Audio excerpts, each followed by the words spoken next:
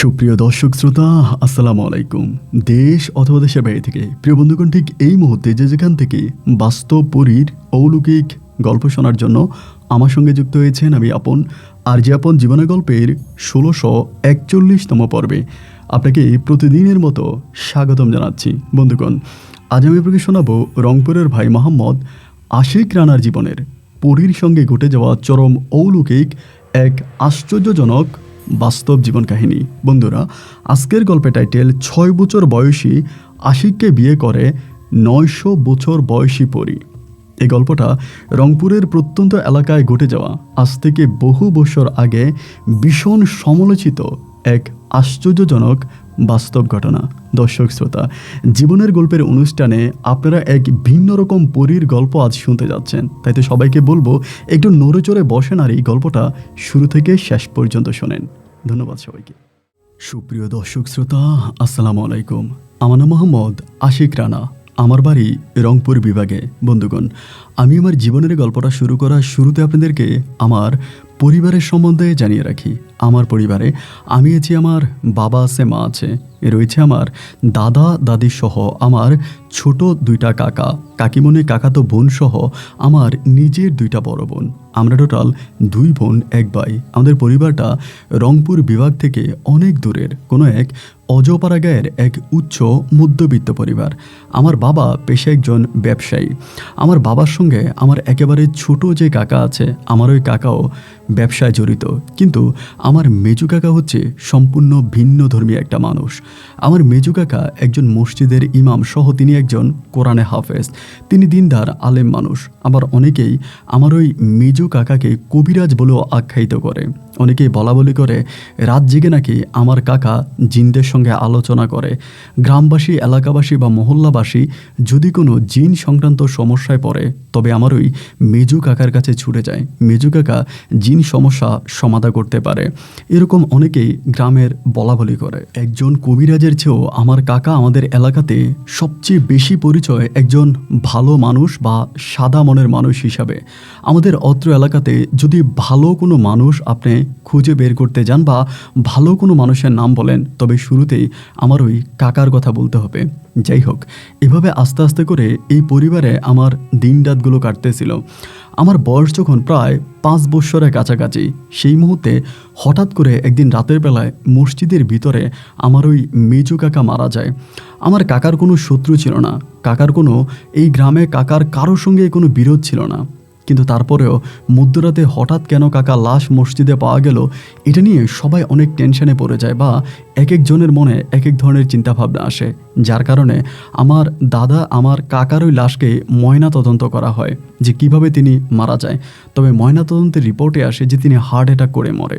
তবে গ্রামবাসী বা এলাকাবাসী অনেকেই বলা বলি করে যে আমার ওই কাকা মূলত মারা যায় জিন দ্বারা আক্রান্ত হয়ে, মানে জিন জাতি আমার ওই কাকাকে মেরে ফেলে এবং যার কারণে আমার কাকার আজকে কাকার মৃত্যু হয়। জিনদের সঙ্গে তিনি কোনো না কোনো একটা সম্পর্কে বিরোধ ঘটে এবং যার কারণে জিনেরাই তাকে মেরে ফেলে। এইটা গ্রামের সহজ সরল মানুষের একটা মনোভাব। কাকার মৃত্যুর পরে আমাদের গ্রামটা অনেক ভার হয়ে যেত। রাতের বেলায় কেউ বেশি একটা ঘর থেকে বের হতো না, সবাই ঘরের ভিতরেই একরকম লুকিয়ে থাকতো। পুরো গ্রামের ভিতরে একটা অন্যরকম শব্দ বা গভীরতা বা এক ধরনের গুঞ্জন পাওয়া যেত। এভাবে আস্তে আস্তে করে আমি আমার পরিবারের সঙ্গে আছি। এমন করতে করতে আমার একটা কাকাতো বোন আছে, আমার যেই কাকা মারা গেছে তার একটা মেয়ে আছে, যার নাম হচ্ছে তানিয়া। তানিয়া প্রায় আমার সমবয়সী ছিল। ছোটোবেলা থেকে আমি আর তানিয়া একসঙ্গেই পরিবারে বড় হচ্ছিলাম। তানিয়া আর আমি একেবারে পিঠাপিঠি। আমার কাকা মারা যাওয়ার পরে আমার কাকিমণিকে তানিয়ার নানা নানি নিয়ে যাওয়ার চেষ্টা করে। তবে আমার দাদা দাদি সিদ্ধান্ত নিল যে আমার কাকিকে আমার তানিয়া নানা বাড়িতে পাঠিয়ে দেবে না, কারণ কাকি যদি চলে যায় তবে তানিয়াকে নিয়ে যাবে। আমার দাদা দাদি তানিয়াকে অসম্ভব রকমের ভালোবাসতো, তাই তারা সিদ্ধান্ত নিল কাকিকে আমার ছোট কাকার কাছে বিয়ে দিবে। আমার একেবারে ছোট যে কাকা আছে ওই কাকার কাছে কাকিকে বিয়ে দিয়ে কাকিকেও আমাদের পরিবারে রেখে দিবে এবং তানিয়াকেও রেখে দিবে। এই সিদ্ধান্ত নেওয়ার পরে তখন তানিয়ার নানা নানিকে এটা জানানো হয় এবং তারা এই সম্মতি সাদরে গ্রহণ করে। তারা বলে যে ঠিক আছে, সমস্যা নাই, তানিয়ার মাকে আমার ছোট কাকার কাছে বিয়ে দিবে। এরপরে আমার ছোট কাকার কাছে তানিয়ার মাকে বিয়ে দেওয়া হয়। এরপরে তানিয়া আমাদের পরিবারে রইল এবং আমার কাকিও আমাদের পরিবারে রইল। এইভাবে দিন আর রাতগুলো কাটতেছিল। একটা কথা কি, আমি সবাই তানিয়াকে আমার বউ বলে ডাকতো। মানে আমার দাদি ছোটোবেলায় তানিয়ার সঙ্গে আমার বিয়ে পড়াই দেয়। মানে আমাকে হুজুর ডেকে তানিয়ার সঙ্গে, খুব ছোট আমরা নাকি তখন, ওই বয়সে আমাদেরকে তানিয়ার সঙ্গে বিয়ে করাই দেয়। তো এই জন্য আমি তানিয়াকে সবসময় বউ বলে ডাকি। আর ছোট মানুষ তো, যতটুকু স্মৃতি মনে আছে আর পরিবারের কাছ থেকে যতটুকু শুনেছি সেটুকুই আপনাকে বলি। তো এইভাবে তানিয়ার সঙ্গে আমি আস্তে আস্তে করে বড় হচ্ছিলাম। একসঙ্গে আমরা মালাঠোলা খেলতাম, বউ জামাই খেলতাম, এবং ওই সময়ে ছোট বাচ্চাদের যে খেলাগুলো ছিল, বিশেষ করে ঘর বানানো, পাতিল বানানো, প্লেট বানানো, খাবার রান্না করা, এই ধরনের দুষ্টমিমুখর ছোটোখাটো খুনসুটি খেলাগুলো আমি তানিয়ার সঙ্গে খেলতাম। এরকম করতে করতে মোটামুটি আমার বয়স তখন প্রায় 5.5 বৎসরের কাছাকাছি।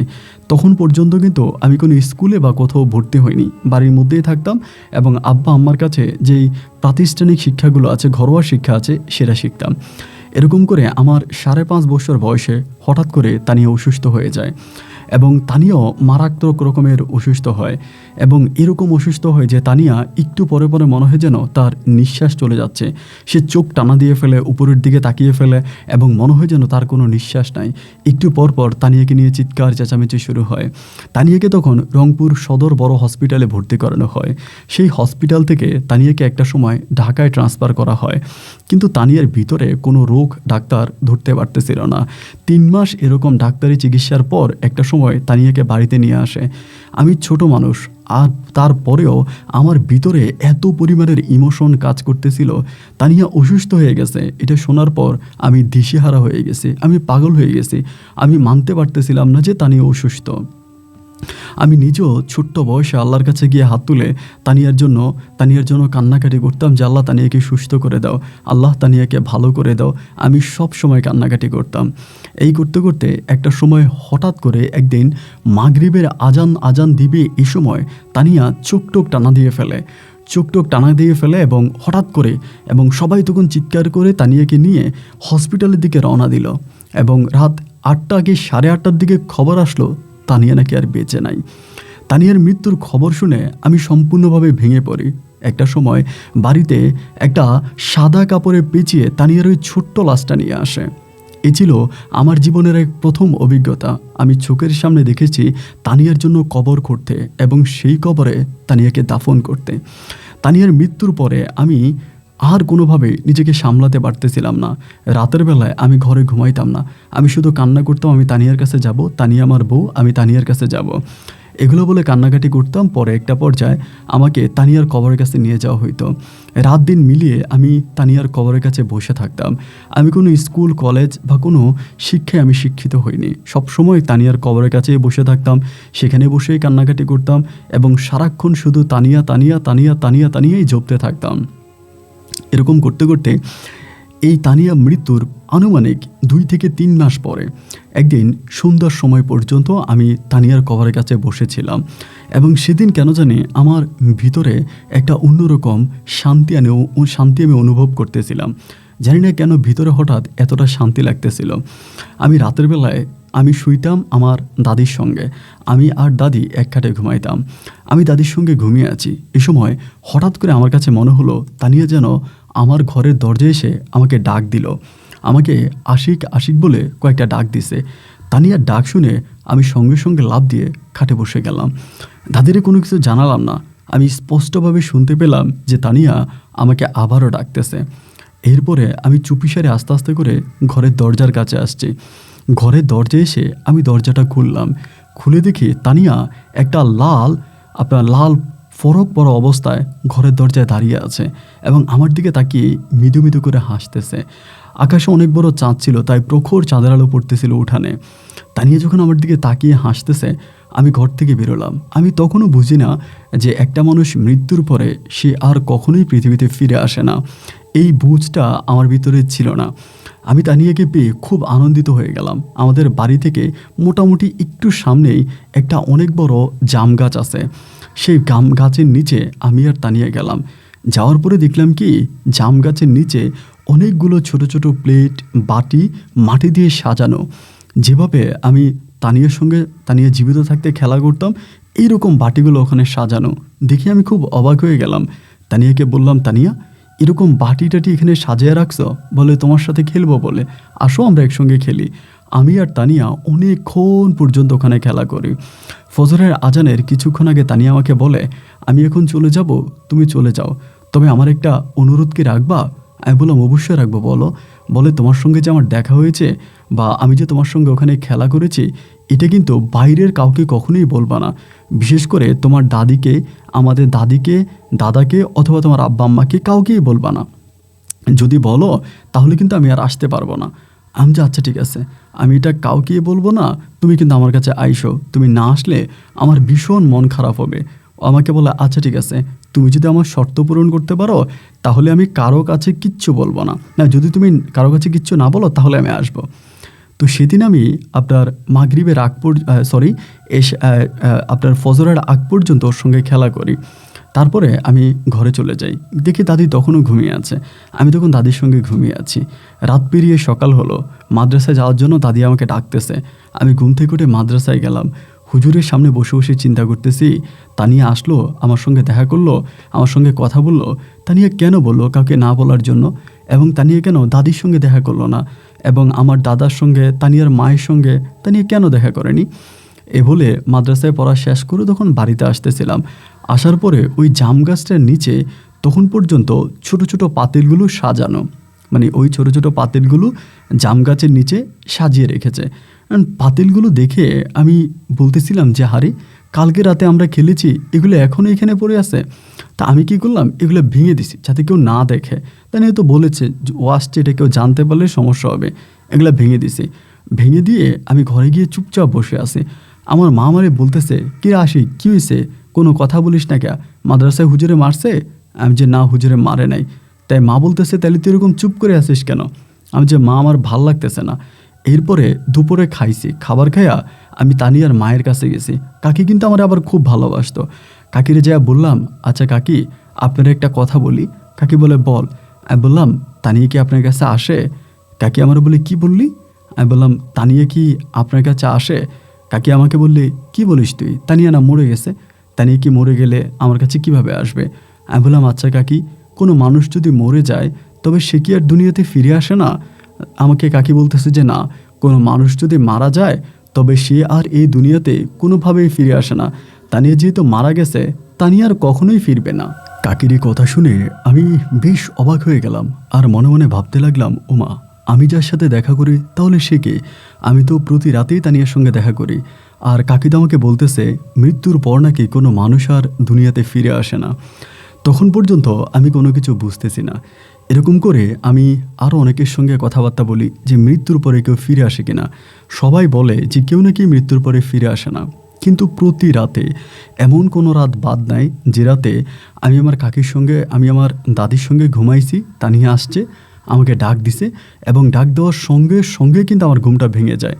এবং ঘুমটা ভেঙে গেলে পরে আমি তানিয়ার কাছে চলে যাই। দুজনে মিলে ওই আপনার জাম গাছের নিচে অনেকক্ষণ গল্পগুজব করে ফজর পর্যন্ত আমরা বসে থাকি।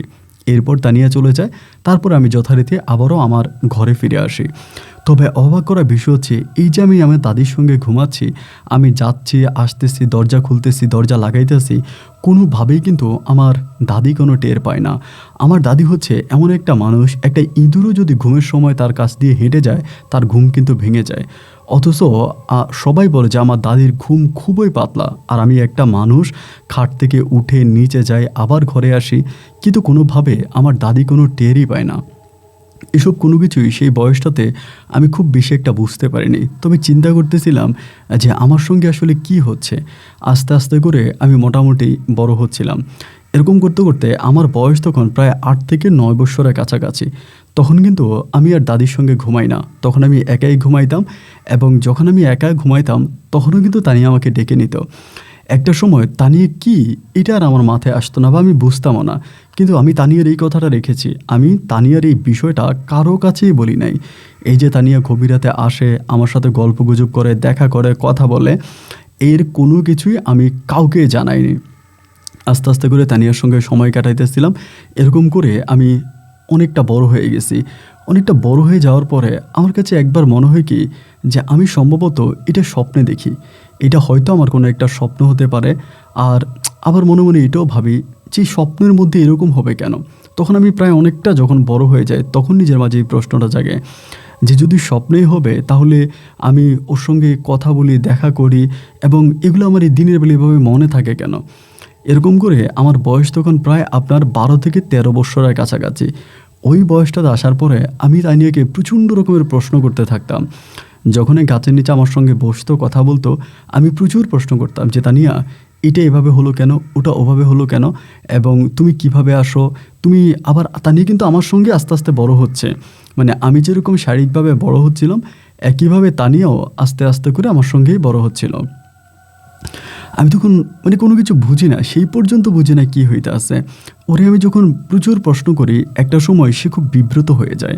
মানে এত প্রশ্ন করার পরে আমার উপরে রেগে যায়, আমাকে এত প্রশ্ন কেন করো, মানে প্রশ্নগুলো খুব ক্ষিপ্ত হয়ে যায়। আমি তাকে এও প্রশ্ন করি যে তানিয়া তুমি আসো, আমার সঙ্গে দেখা করো, আমার সঙ্গে কথা বলো, কিন্তু তুমি এই তোমার আম্মার সঙ্গে কেন দেখা করো না? তোমার আম্মা মাঝে মাঝে তোমার কবরে যায়, কবরের পাশে বসে কান্না করে, আমার কাছেও খুব খারাপ লাগে। তুমি কাকির সঙ্গে কেন দেখা করো না? কাকি তো তোমাকে অনেক ভালোবাসে। ও আমাকে বলে না আমি কারোর সঙ্গেই দেখা করব না, আমি তোমাকে পছন্দ করি, তুমি আমার স্বামী, তোমার জন্য আমার কষ্ট হয়, এই জন্য আমি তোমার সঙ্গে দেখা করি, এছাড়া আমি আর কারোর সঙ্গেই দেখা করব না। এই করতে করতে প্রায় আরও 2 থেকে 3 বছরের মতো কেটে যায়। এই 2-3 বছর কেটে যাওয়ার পরে তখন আমি পুরোপুরিভাবে ভাবতাম যে এটা আমার একটা স্বপ্ন, এইটা আমার একটা স্বপ্ন, আমি এটাই মনে করতাম। তারপরে একদিন রাতের বেলায় একটা অন্যরকম ঘটনা ঘটে। ঘটনাটা হচ্ছে কীরকম, আমি যখন তানিয়ার সঙ্গে ওই গাছের নিচে বসে বসে গল্প করতেছিলাম রাতের বেলায়, সে সময় হঠাৎ করে ঝুম বৃষ্টি নামছে। নামার পরে তানিয়া আমারে বলতেছে তুমি বসো, তোমার গায়ে বৃষ্টি পড়বে না। আমি বলছি না আমি ঘরে যাব, আর আমার আজকে ভালো লাগতেছে না। এটা বলার পরে তানিয়া বলো আচ্ছা ঠিক আছে যাও। আমি তখন করলাম কি, জুতাগুলো রেখে আমি দৌড়িয়ে ঘরে চলে আসছি এবং ঘরে এসে আমি খাটে শুয়ে পড়ছি। যখন সকালে আমার ঘুম ভাঙছে, ভাঙার পরে আমি দেখি কি আমার জুতা জোড়া নাই এবং পায়ের তলায় অনেকগুলো মাটি। তো পায়ের তলায় অনেকগুলো মাটি এবং জুতা নাই। তখন আমার হঠাৎ করে মনে হলো হায় হায়, কালকে রাতে তো আমি তানিয়ার সঙ্গে জাম গাছের নিচে বসে বসে কথা বলছিলাম, মনে হয় সেখানকার মধ্যে আমার জুতাগুলো আছে। আমি তখন দৌড়িয়ে সেখানে গেলাম, গিয়ে দেখলাম ঠিকই জাম গাছের নিচে আমার জুতা জোড়া পড়ে আছে এবং জুতাগুলো ওখানে পড়ে থাকতে দেখে আমি বেশ অবাক হয়ে গেলাম এবং জুতাগুলো পায়ে দিলাম। পায়ে দিয়ে আমি সে জাম গাছের নিচেই বসে বসে এবার আমি চিন্তা করতেছি আসলে এতদিন যদিও আমি এটাকে স্বপ্ন ভেবে থাকি, কিন্তু আসলেই তো এটা স্বপ্ন নয়। কারণ যদি স্বপ্নই হবে তাহলে আমার পায়ের জুতো এখানে কেন আসলো, আমার পায়ের তলায় মাটি কেন থাকবে? আসলে তানিয়া যে আমার সঙ্গে রাতের বেলায় দেখা করে এটা আমার স্বপ্ন নয়, এটা আমার সত্যি। আমি তখন পুরোপুরিভাবে বুঝে যাই এবং এমন কোনো রাত বাকি নেই যে আমি তানিয়ার সঙ্গে দেখা করি না। আমার জ্বর হোক, শরীর খারাপ হোক, আমি অসুস্থ থাকি, যাই হোক না কেন আমি কিন্তু সব সময় তার সঙ্গে দেখা করি। এরকম করে যখন সে আমার সঙ্গে দেখা করতে আসে এরপরে রাতে, আমি তখন তানিয়াকে বললাম যে তানিয়া আমি সত্যি সত্যি আগে মনে করতাম যে তোমার সঙ্গে যে আমার জাম গাছের নিচে দেখা হয় এটা মনে হয় কোনো একটা স্বপ্ন, কিন্তু আজ আমি শিওর হয়ে গেলাম যে না এটা আমার কোনো স্বপ্ন নয়। ও বলে কেন, জুতা রেখে গেছো তাই? মানে ও খুব অনেক কিছু বুঝতো। তখন আমি তার সঙ্গে এভাবে সম্পর্ক করতে করতে আরও প্রায় আপনার 2-3 বছরের মতো কেটে যায়। তা 2-3 বছর পরে একদিন হলো কি, কথায় কথায় কথায় কথায় আমি আমাদের গ্রামের এক ছেলের কাছে কথাটা বলে ফেলি। কথায় কথায় বলে ফেলি যে এমন এমন আমি তানিয়ার সঙ্গে দেখা করে বা এরকম কিছু একটা। তো ওকে যে আমি বলে ফেলি এটা কিন্তু আমার মনেও ছিল না, কথায় কথায় বলে ফেলছি কিন্তু আমার এটা মনে নেই। এরপরে হলো কি, যখন রাতের বেলা আমি তানিয়ার সঙ্গে দেখা করতে যাই, তানিয়া তখন আমাকে বলে তুমি কালকে রাতে ওর কাছে এটা বলছো কেন? আমি বলছি আমি কি বলছিলাম? বলে হ্যাঁ বলছো। তো আমি ওকে ভুলিয়ে দিছি, তবে খবরদার আর কিন্তু কারো কাছে বলবা না, তুমি যদি বলো তাহলে কিন্তু তোমারও ক্ষতি হবে, আমারও ক্ষতি হবে। তখন আমি পুরোপুরিভাবে বুঝতেই গেলাম যে এটা কোনো মানুষ না, বা এটা কোনো পরী বা তানিয়া রূপ ধারণ করে আমার কাছে আসে বা এরকম কিছু একটা। আমি তখন বুঝি, কিন্তু ভিতরে কোনো ভয় কাজ করে না, কোনো অবাকও লাগে না। কারণ আমি তো তাকে বহু বছর ধরে সেই 6 বছর 5 বছর থেকে দেখে আসতেছি, আজকে আমার বয়স 17-18 বছর, তো আমার তো এটা অবাক লাগার কথাই না। আমি এভাবেই তাকে দেখে যাচ্ছি, যাইতাম, কথা বলতাম, দেখা করতাম এবং এভাবে কাটতে কাটতে কাটতে কাটতে একটা পর্যায়ে আমার পরিবার বিষয়টা কিছুটা সন্দেহ করে ফেলে।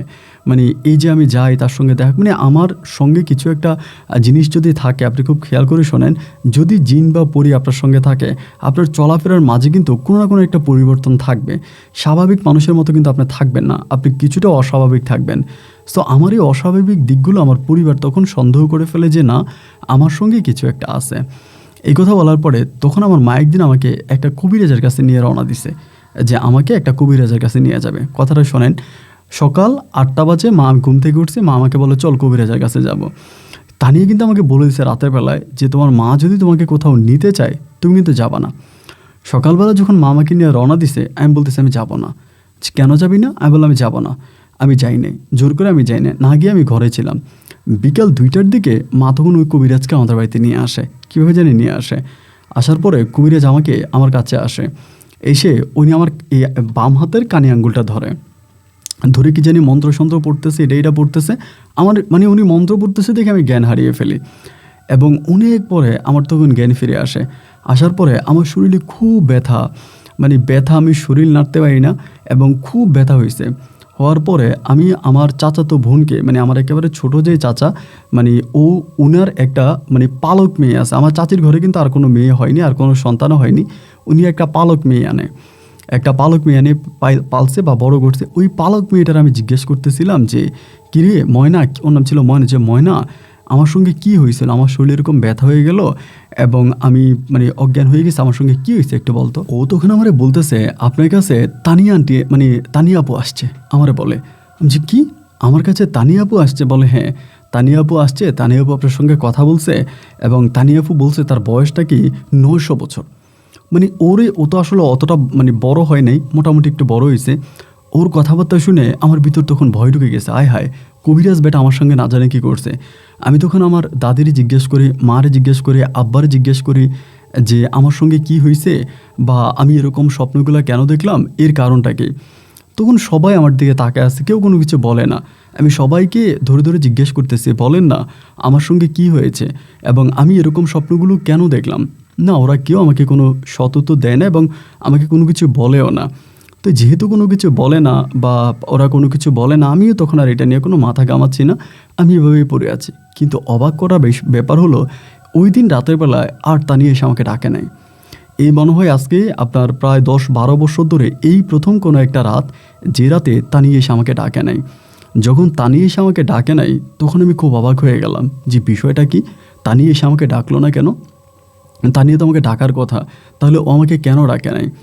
যখন তানিয়া আমাকে ডাকে নাই তখন আমি চিন্তা করতেছি যে আমি এখন কি করব, তানিয়া ওকে ডাকে নাই কেন। এই সকালবেলা আমি খুব মানে দ্বিধাদ্বন্দ্বের ভিতরে পড়ে আছি।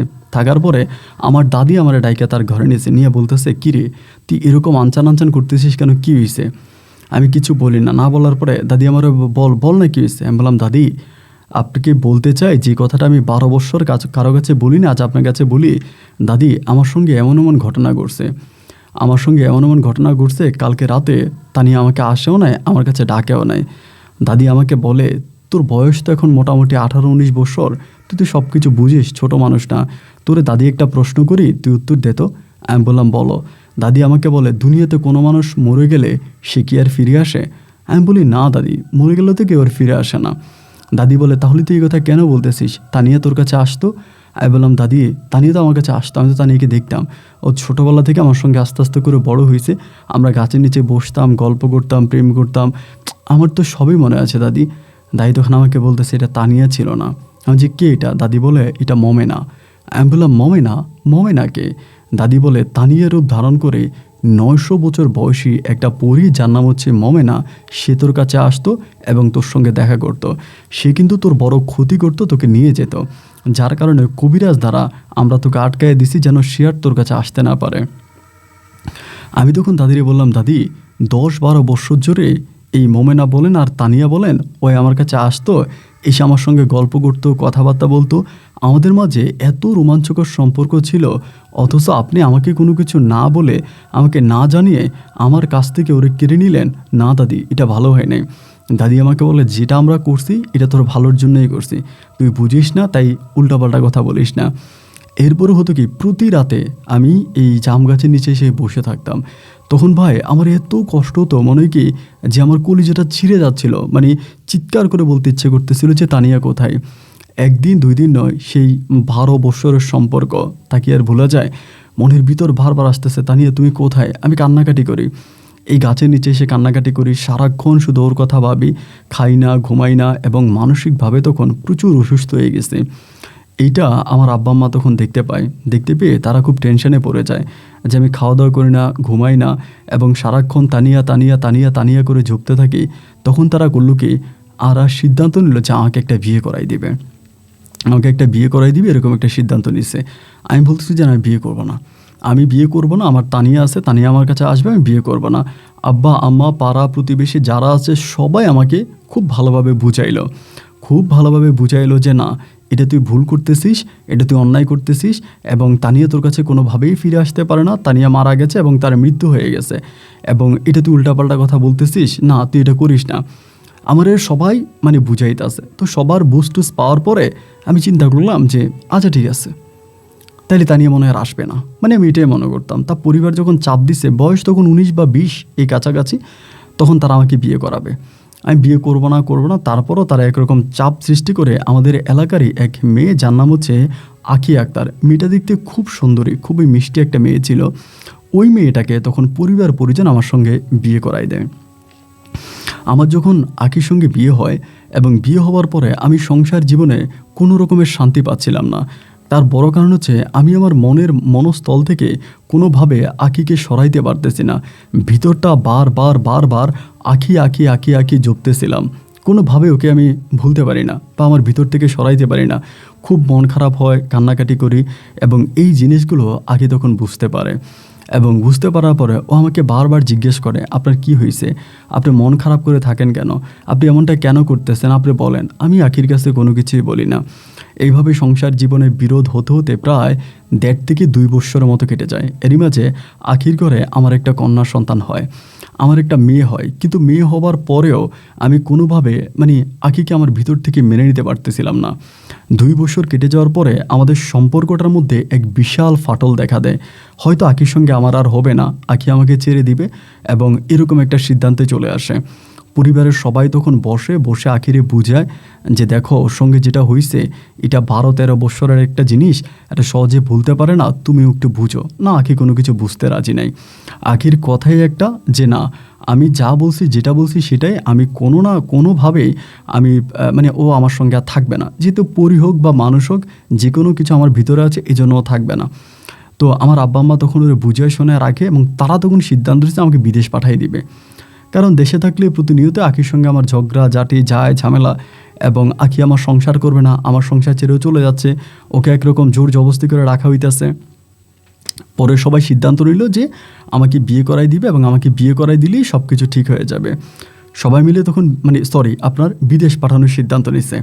তো এবার আমার পাসপোর্ট করে আমার আমার এক পরিচিত কাকা থাকে কুয়েতে, আমাকে তখন কুয়েতে পাঠিয়ে দেয়। মানে ভিসা প্রসেসিং থেকে অনেক সময় আছে, এইগুলো করে তখন কুয়েতে পাঠিয়ে দেয়। তো আমি তখন কুয়েত চলে যাই এবং কুয়েত চলে যাওয়ার পরেও আমি যে কাজে যাই, আমি সেই কাজটা করতে পারি না। মানে কাজে কোনোভাবে কোনো মনোযোগ আনতে পারি না। ভিতর থেকে এই যে কাজটা করব, এটার কোনো রকমের ইচ্ছা শক্তি কোনো কিছু জাগে না। মানে ভিতর থেকে কেমন জানি সারাক্ষণই একটা শন একটা ভাব, একটা কষ্ট, মানে এরকম কিছু একটা বিরাজ করতেছে। কোনোভাবে আমি কাজের প্রতি কোনো অ্যাক্টিভ হতে পারি না।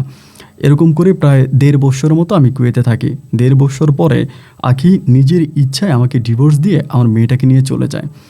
তো আগে যখন আমার মেয়েটাকে রেখে ও চলে যায়, 1.5 বছর পরে আমি কুয়েত থেকে চলে আসি। মানে আমি একেবারে চলে আসি, আমার ভালো লাগে না। 1.5 বছর পরে কুয়েত থেকে এসে আমি এই বাড়িতে পড়ে থাকি। সারাক্ষণ জাম গাছের নিচে শুয়ে থাকি এবং সারাক্ষণ জাম গাছের নিচে বসে বসে কান্না করি এবং আঁকি ঝুঁকতে থাকি যে আপনার তানিয়া জপতে থাকি। এরকম তখন কিন্তু আমি আখিকেও ভালোবাসতাম। মানে আখিকে যেমন ভালোবাসতাম, আমার যে একটা ছোট মেয়ে হয়েছিল, আমি আমার মেয়েটাকে খুবভাবে ভালোবাসতাম। মানে আমার মেয়েটাকে আমি কোনোভাবেই ভুলতে পারি না। এবং আখি আমার মেয়েটাকে নিয়ে কোথায় জানি চলে যায়। ওই কিন্তু ওর বাপের বাড়িতেও থাকে না।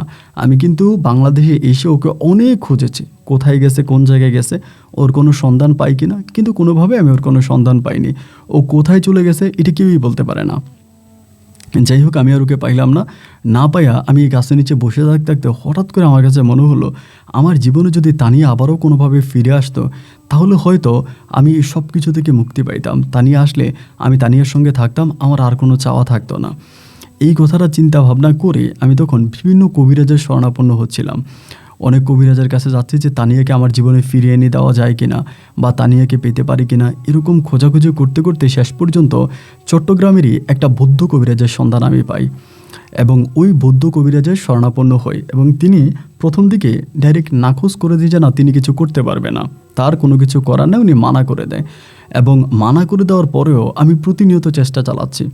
এইভাবে চেষ্টা করতে করতে একটা পর্যায়ে উনি বলল ঠিক আছে, উনি তানিয়াকে আমার জীবনে এনে দিবে, তবে তানিয়া যদি আমার জীবনে আসে এটা আমার জীবনে উপকারের চেয়েও ক্ষতি বেশি হবে, আমার জীবনে চরম ক্ষতি হয়ে যাবে এবং আমি যদি এই মুহূর্তে তানিয়াকে আমার জীবনে না নিই তবে সেটাই ভালো। আমি বলছি যে না, আমি তানিয়াকে চাই, যেন তানিয়া আমার জীবনে ফিরে আসে, আপনি সেই ব্যবস্থাটাই করে দেন।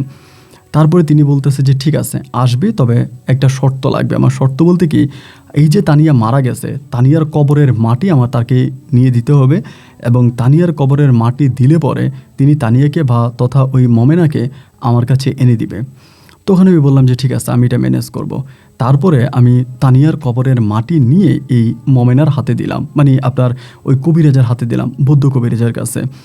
বৌদ্ধ কবিরাজের কাছে ওই মাটিটা দেওয়ার পরেই তিনি বলল আপনি 41 দিন পর্যন্ত অপেক্ষা করেন, তবে 41 দিন পর্যন্ত আপনি কোনোভাবে রাতের বেলায় ঘর থেকে বেরোবেন না।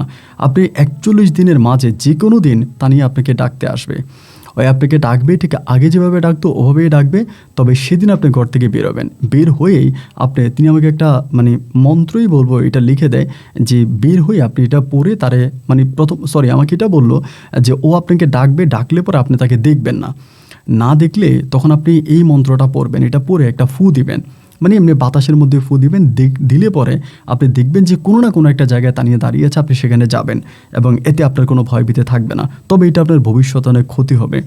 আমি কবিরাজকে বললাম যে আমার যত বড় ক্ষতি হোক আমার কোনো সমস্যা নেই, বাট আমি তানিয়াকে আমার জীবনে ফিরে চাই। এরপরে সব কিছুর প্রক্রিয়াধীন হওয়ার পরেই একটা পর্যায়ে আমি এইভাবে প্রায় আপনার 21 কি 22 দিনের মাথায় এক রাতে হঠাৎ করে আমার কানে বেজে আসলো যে তানিয়া আমাকে ডাকতেছে। 2টা ডাক দিছে এবং 2টা ডাক দেওয়ার পরে আমি লাফ দিয়ে উঠে গেছি।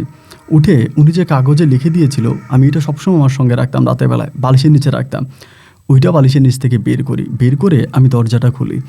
দরজাটা খোলার পরে বাইরে তখন কুটকুটে অন্ধকার, আমি কোনো কিছু দেখতে পাচ্ছি না এবং আমি তখন করলাম কি, এটা পড়লাম, এটা একটা ওয়ার্ড আর কি, একটা শব্দ, এটা বলছি। পরে যখন আমি ফু দিলাম আমি বুঝতে পারলাম যে ওই জাম গাছের নিচে আলোর মধ্যে মনে হয় কিছু একটা জিনিস ওখানে আছে, এটা আমার কাছে মনে হয়েছে।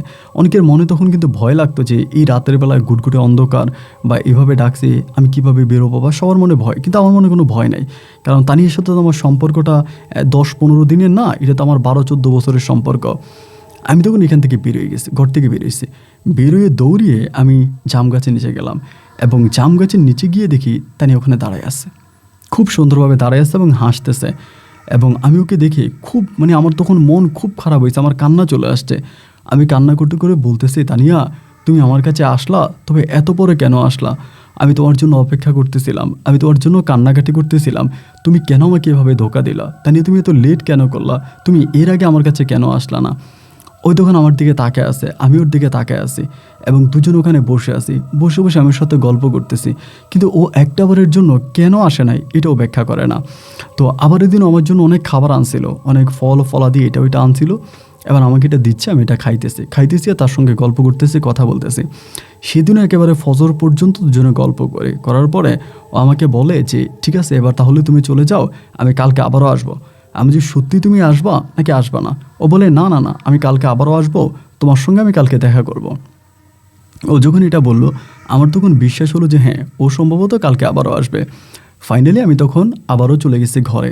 এর পরের দিন আমি কিন্তু ভীষণ আনন্দিত যে তানিয়া আমাকে আসছে, আমাকে ডাকছে, আমার মনে আর কোনো বিরোধ নাই, কোনো কষ্ট নাই, আমি সম্পূর্ণ ঠিক আছি। এরপরে যথারীতি এভাবেই সময়টা কাটতে কাটতে প্রায় আপনার অনেকগুলো দিন এখানে কেটে যায়। ও আসে, গল্প করে, কথা বলে, এরকম করতে করতে একদিন আমার মনটা খুব খারাপ। ওই দিনে আমার মেয়ের জন্মদিন ছিল, আমার বাবুটার আখির মেয়েটার জন্মদিন ছিল। তো ওই দিনে আমি খুব মন খারাপ করে বসে আছি ওর সঙ্গে রাতের বেলায়। ও আমাকে বলে তোমার মন খারাপ কেন? আমি বললাম আমার মন খারাপ কেন, তুমি কি জানো না? ও বলে জানি তো, তোমার মেয়ের কথা মনে পড়তেছে। আমি বললাম হ্যাঁ, আমার বাবুটার কথা খুব মনে পড়তেছে, আজকে আমার মেয়েটার জন্মদিন ছিল, এই জন্য খুব খারাপ লাগতেছে। ও আমাকে বলে তোমার মেয়ে ভালো আছে, তোমার মেয়ে ভালো আছে এবং তোমার ওয়াইফের সঙ্গে সে বেশ ভালো আছে, সে ঢাকাতে আছে আমাকে বলে।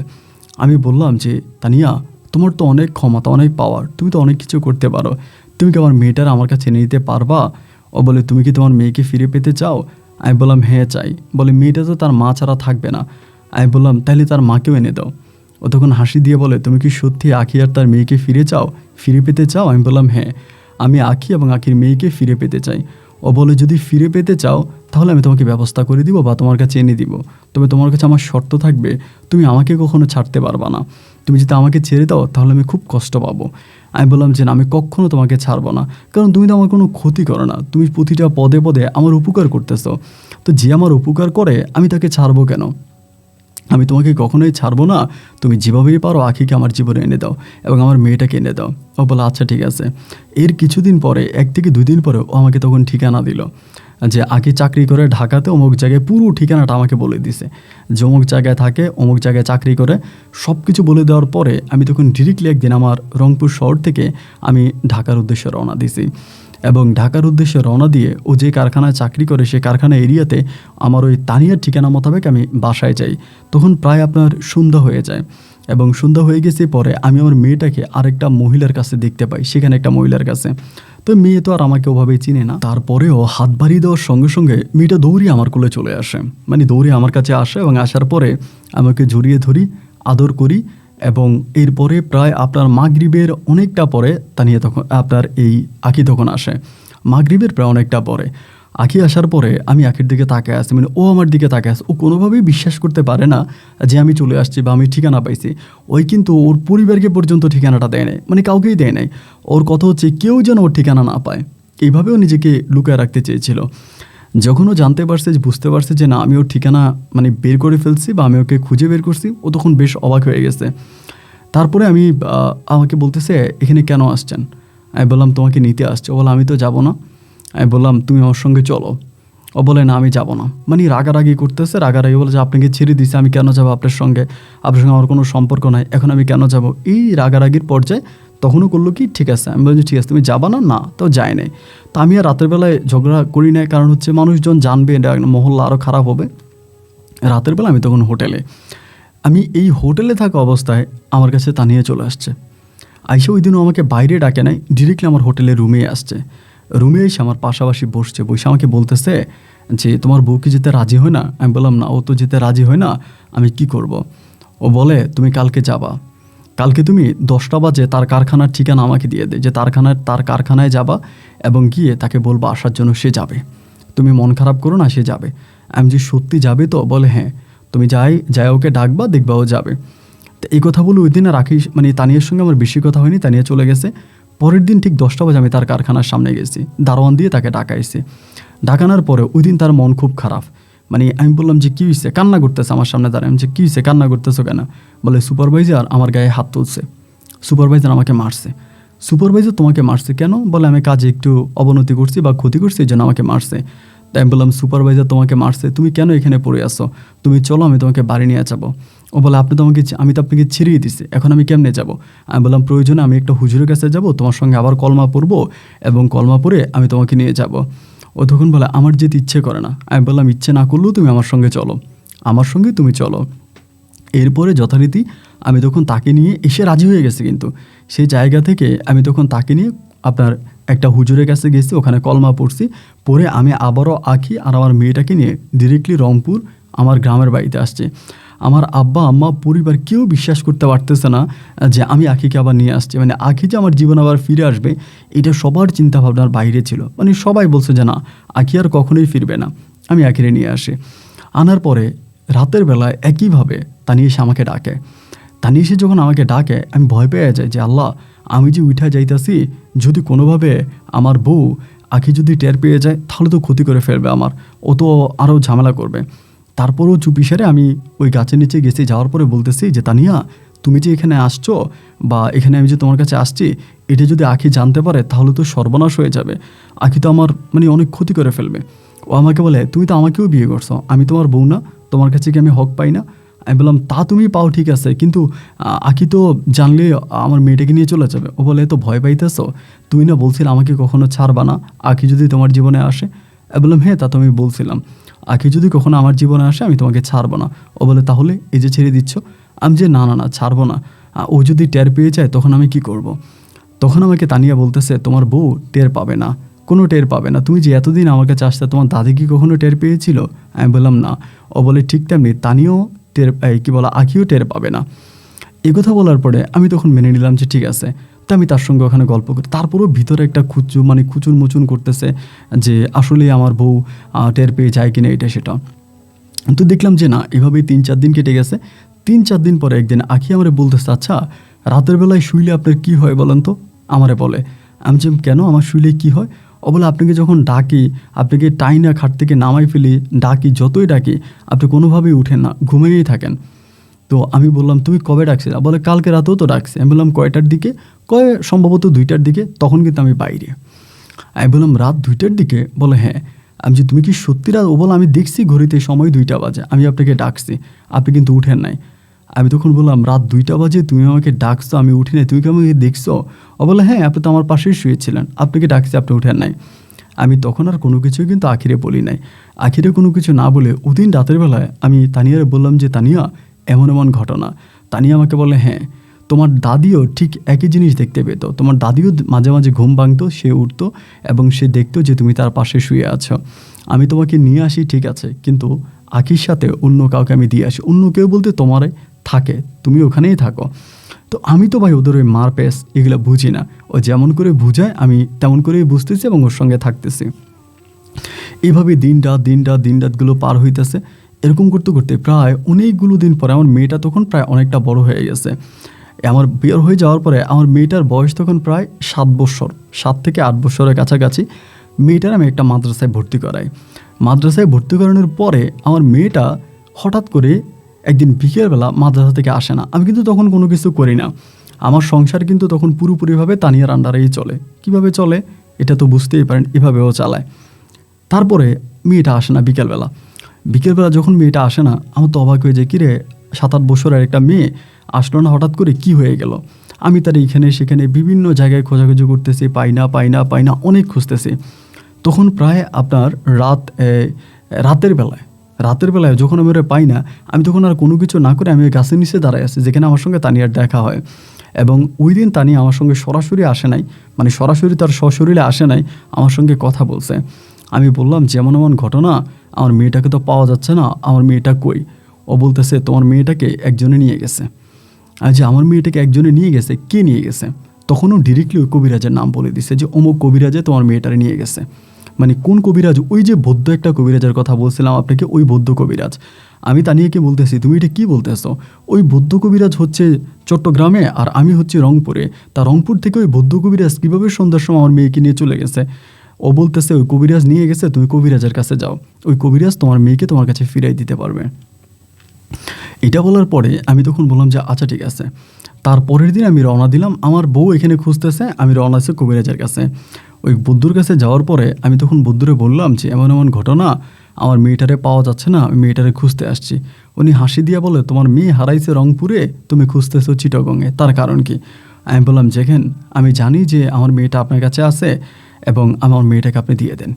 উনি বলে তোমার মেয়েটা আমার কাছে আসলে তুমি কিভাবে জানলা? আমি বলছি আমাকে তানিয়া বলছে। বলে তানিয়া তোমার কাছে আসছে? আমি বলি হ্যাঁ, তানিয়া আমার কাছে আসছে এবং আমাদের সব কিছু হচ্ছে। বলে তানিয়া তোমার কাছে আসছে, তুমি তো আমার কাছে আর কখনো আসো নাই, আমাকে বলো নাই। আমি তোমাকে ফর্মুলা শিখিয়ে দিয়েছি, তুমি সেই ফর্মুলাতে কাজ করলা এবং তানিয়াকে ফিরেও পেলা। আর ফিরে পাওয়ার পরে কোনো দিন আমার কাছে আসলা না, আমাকে জিজ্ঞেস করলা না কেন আসো নাই। আমি বললাম দেখেন আসলে আমি তানিয়াকে পাওয়ার পরে নিজেও অনেক ঝামেলার ভিতরে পড়ে গেছি, যার কারণে আমি আসতে পারিনি।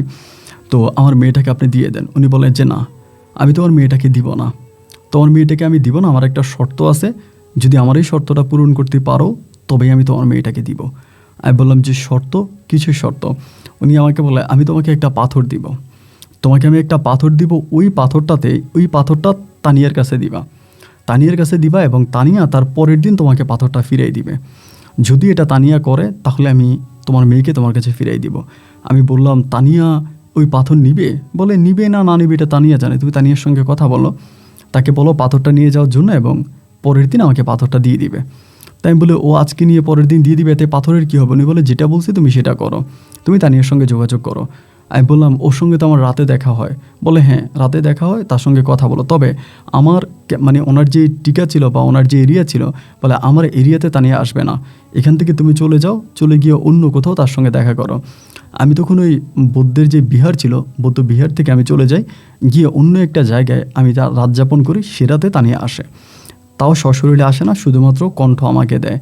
আমি ওকে বললাম যে এমন এমন ঘটনা, আমার মেয়েটা তো কবিরাজ আটকায় রাখছে, আর মেয়েটাকে তো দিচ্ছে না, এখন বলতেছে একটা পাথর তোমাকে দেওয়ার জন্য, এই পাথরটা যদি তোমাকে দিই এবং একদিন তুমি রাইখা পরের দিন যদি পাথরটা আমাকে দিয়ে দাও, তাহলে নাকি আমি আমার মেয়েকে ফিরে পাবো। তা নিয়ে তখন তার ভয়েসটা খুব মানে একেবারে হয়ে যায়, মানে কি বলে, খুব গম্ভীর হয়ে যায়। গম্ভীর একটা কণ্ঠ আমাকে বলতেছে যে, আচ্ছা ঠিক আছে, তোমাকে একটা প্রশ্ন করি, তুমি যদি আমার প্রশ্ন উত্তরটা ঠিকঠাক মতো দাও, তাহলে তোমার মেয়ে তোমার কাছে চলে আসবে, আর আমি পাথরটা নিয়ে যাব। আমি বললাম যে ঠিক আছে, বলো প্রশ্ন কি? আমাকে বলে, প্রশ্ন হচ্ছে, তুমি কি এই পৃথিবীতে থাকা অবস্থায়, তোমার জীবন দশায়, তুমি কি তোমার মেয়েকে চাও নাকি আমাকে চাও? আমি বললাম যে, এটা তুমি কি বলতেছো? আমি অবশ্যই তোমাকে চাই, আর আমার মেয়েকেও চাই। বলে, না, দুইটা থেকে তোমাকে একটা চুজ করতে হবে, দুইটা থেকে তোমাকে একটা নিতে হবে। তুমি কি আমাকে চাও নাকি তোমার মেয়েকে চাও? আমি বললাম যে, দেখো, আমি তোমাকে ভালোবাসি এবং তুমি আমার অনেক উপকার করছো, আমি তোমাকেও চাই, আমার মেয়েকেও চাই। ও বলে, না, দুইটা তুমি একসঙ্গে পাবা না, তোমার মেয়েকে তুমি পাবা না, হয়তো আমাকে নাহলে তোমার মেয়েকে, দুইটার একটা। আমি তখন বললাম, তানিয়া দেখো, আমি আমার মেয়েটাকে খুব ভালোবাসি, তারপরও আমি বলবো যে আমি তোমাকে চাই। ও বলে, যদি আমাকে চাও তাহলে বুদ্ধের বাড়ি থেকে চলে আসো, ওখানে থেকো না, তুমি তোমার মেয়েকে পাবা না। আমি বললাম, এটা তুমি কি বলতেছো? আর মেয়েকে আমি পাবো না? বলে, না, তুমি তোমার মেয়েকে পাবা না, তুমি বুদ্ধর বাড়িতে আর সময় নষ্ট না করে তুমি তোমার বাড়িতে চলে আসো। আমি সেখান থেকে তখন চলে আসছে। আসার পরে আমার মন তখন খুব খারাপ, মানে খুবই মন খারাপ, কথাবার্তা বলি না এবং ওকে বারবার বলি যে আমার মেয়েটার জন্য আমার তো মন খারাপ, ও তো বুঝতেছে সবসময় মন খারাপ। এরকম করে আমি ওর কাছে কান্নাকাটি করি, সব সময় বলি যে আমার মেয়েটা আমার কাছে আসবে না, আমার মেয়েটা আমাকে ছেড়ে চলে গেছে, আমি কি আমার মেয়েটাকে দেখবো না, আমার মেয়েটাকে আমার কাছে আসবে না, এগুলো সব সময় ওর কাছে গেলে আমি এগুলো বলি, ওর কাছে গেলে আমি এগুলো বলি। এরকম করে দীর্ঘদিন ওর সঙ্গে আমার কথাবার্তা হয়। আর আমার বউটা তো তখন পাগল হয়ে গেছে, মানে আঁখি তখন পাগল হয়ে গেছে। আঁখিও অনেক কবিরাজ, অনেক হুজুর, অনেক লোকদের কাছে যাচ্ছে, চেষ্টা করতেছে মেয়েরে পাওয়ার জন্য, কিন্তু কোনো হুজুর কবিরাজ কোনো সঠিক সংজ্ঞা দিচ্ছে না। ফাইনালি আমিও আর আমার মেয়েটাকে খুঁজে পাচ্ছি না। এভাবে সময়গুলো কাটতে কাটতে একটা সময় আঁখি ভীষণ অসুস্থ হয়ে পড়ে, মানে আঁখি একদম পাগল হয়ে যায়, মানে খুব কান্নাকাটি করে সব সময়। আমার মেয়েটা আসে না কেন, মানে খুব কান্নাকাটি করতেছে। তো আমারও তখন মানে আমার বউ আঁখির মন খারাপ, মানে তো আমার মন খারাপ। তা আমি তানিয়ার সঙ্গে বসে থাকতে একদিন আমি খুবভাবে কান্না করতেছি, ওর সঙ্গে বসে থাকা অবস্থায় কান্না করতে করতে আমাকে বলতেছে যে, শোনো, তোমাকে একটা কথা বলি, তুমি কালকে ওই কবিরাজের কাছে আবার যাবা, এবং কালকে যদি তুমি কবিরাজের কাছে যাও, তাহলে কবিরাজ তোমার মেয়েটা তোমার কাছে ফিরিয়ে দিবে। আমি বললাম, কি বললা তুমি, সত্যি? বলে, হ্যাঁ সত্যি, তুমি যাও। আমি বললাম, তার মানে কি? ও বলে, তুমি যাও। এই কথা বলার পরে সেদিন আমার মানে আপনার তানিয়ার সঙ্গে দেখা হয়েছে, শেষ হওয়ার পরে আমি সকালবেলায় বুদ্ধের বাড়িতে রওনা দিলাম। রংপুর থেকে তো চিটং অনেক দূরে, তো সেই রংপুর থেকে আমি নাইট কোর্সে রওনা দিলাম এবং পরে আমি চিটং এসে পৌঁছাই। বুদ্ধের বাড়িতে গেছি, যাওয়ার পরে বুদ্ধ সেদিন অনেক খুশি, মানে অনেক হাসি খুশি। আমরা বলে, আসো, কি খাবা? আমার খাবার দাবার দিলে আমি খাইলাম, বাট সে অনেক খুশি, তার মন অনেক আনন্দের। আমি বললাম, আপনি এতটা হাসি খুশি বা এতটা আনন্দের ভিতরে আছেন, বিষয়টা কি? উনি বলে, কিচ্ছু না, আমার আজকে মনটা অনেক ভালো। তুমি কেন আসছো? আমি বললাম, আমি আমার মেয়েটার জন্য আসছি। উনি বলে, তোমার মেয়ে তো বাড়িতে চলে গেছে। যে আমার মেয়ে বাড়িতে চলে গেছে? কি বলতেছেন? বলে, হ্যাঁ, তোমার মেয়ে বাড়িতে চলে গেছে, তুমি বাড়ি যাও। আমি তখন ওনার সঙ্গে কথাবার্তা শেষ করে খুব দ্রুতই বাড়িতে রওনা দিলাম, এবং ইতিমধ্যে আমি খবরও পেয়ে গেলাম যে আমার মেয়ে বাড়িতে চলে আসছে, না আমার মেয়ে বাড়িতে যাওয়ার পরে আমি মেয়েরে ধরলাম, জিজ্ঞেস করলাম, মা তুমি কোত্থেকে আসছো? ও বলে, স্কুল থেকে আসছে। স্কুল থেকে আসছো? আমার মেয়েটা প্রায় আপনার 7 থেকে 8 মাসের মতো নিখোঁজ, এবং 7-8 মাস পরে আমার মেয়েটা যেই পোশাক পরা অবস্থায় হারায় গেছিল, সেম একই পোশাকে আমার মেয়েটা বাড়িতে ফিরে আসছে, একই পোশাক, এবং তার শরীরেরও তেমন কোনো পরিবর্তন হয়নি। আমার বউ বলে, তার চুলগুলো যেমন ছিল তেমনই আছে, যেই জুতা পরে বেরিয়েছে, যে ড্রেস পরে বেরিয়েছে, সেম ড্রেসে সে ঘরে আসছে। আমি বললাম, মা তুমি কই গেছো? বললাম, আমি কোথাও যাইনি, তো আমি স্কুল থেকে বাড়িতে আসছি, মানে মাদ্রাসা থেকে বাড়িতে আসছি। এরপরে ঘটলো যেটা হৃদয় বিদারক ঘটনা, সবচেয়ে কষ্টের যে ঘটনাটা সেটা, মানে আমি সেই ঘটনার পর থেকে আর কোনোদিনও তানিয়াকে দেখতে পাইনি। এরপর থেকে আর কখনো কোনো দিন তানিয়া আমার কাছে আসেনি। আমি 112-এরও বেশি সময় ওই বুদ্ধের বাড়িতে গিয়েছিলাম। বুদ্ধের কাছে অনেকভাবে বলেছিলাম যে তানিয়া আসবে কিনা বা তানিয়ার কোনো ঠিকানা। উনি আমাকে বলে যে তা তিনি বলতে পারে না। আমি বুদ্ধকে বাদ দিয়ে বাংলাদেশের এমন কোনো কবিরাজ নাই যে কবিরাজের কাছে আমি যাই নাই। প্রত্যেকটা জনের কাছে আমি একটা কথাই বলেছি, আমি তানিয়াকে ফিরে পেতে চাই, কিন্তু কোনো কবিরাজ আর তানিয়াকে আমার কাছে ফিরিয়ে দিতে পারেনি। আজ আমি প্রায় মধ্যবয়স্কের কাছাকাছি, তারপরেও তানিয়ার কথা যখন মনে হয় আমি আমার চোখের পানি ধরে রাখতে পারি না। আমার ভিতরটা ফেটে যায়। আমার জায়গা, সম্পত্তি, অর্থ, আভিজাত্য কোনো কিছুর অভাব নেই, আমার সব আছে, কিন্তু আমার জীবনে একটাই চাওয়া, জীবনে মৃত্যুর আগে আমি যেন তানিয়াকে আর একটা বার দেখতে পাই। তানিয়া যেন আমার জীবনের একটা বার ফিরে আসে, আমি যেন তানিয়াকে একটা বার দেখতে পাই। শুধু তানিয়াকে একটা বার দেখার জন্য আমি অধীর আগ্রহে বসে আছি। আমি আপনার কাছে আমার কথাগুলো লিখেছি। আপনার কাছে অনেক কবিরাজ আছে, যদি কোনো কবিরাজ যত টাকা বলে আমার কোনো আপত্তি নেই, আমি দিতে রাজি আছি। আপনি আমার ফোন নাম্বারটা দিয়ে দিবেন, আমি ওই কবিরাজকে দিব, বিনিময়ে শুধু সে তানিয়াকে আমার কাছে একবার এনে দেবে। আমি তানিয়াকে আর একবার শুধু আমার জীবন দশায় দেখতে চাই। আমার গল্পটা আপনাকে বলেছি, যদি পারেন আমার গল্পটা রেকর্ড করবেন। আপনি ভালো থাকবেন। আসসালামু আলাইকুম।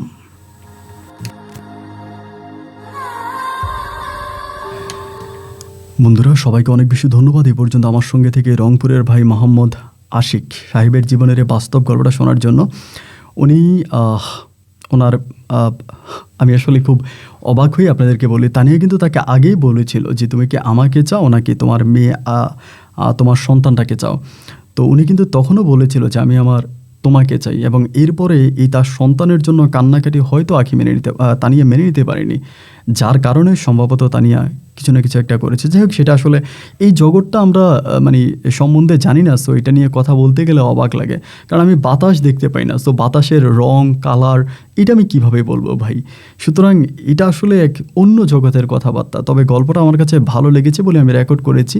আপনার কাছে গল্পটা কেমন লেগেছে সেটা আপনি কমেন্ট বক্সে লিখবেন। এই গল্প নিয়ে কোনো মতামত থাকলে তা লিখতেও বলবেন না। তবে বন্ধুগণ, আমি মানসিকভাবে একটু অসুস্থ এবং খুব শারীরিক একটু সমস্যায় আছি, মানসিক একটু সমস্যা আছে। আমার জন্য একটু দোয়া করবেন, এবং গল্পের কোনো অংশে না বুঝে থাকলে আপনারা কমেন্ট করবেন, আমি চেষ্টা করবো উত্তর দেওয়ার জন্য। আজ এখানে বিদায়, দেখা হবে নতুন দিন নতুন কোনো গল্পে। আল্লাহ হাফেজ, আসসালামু আলাইকুম।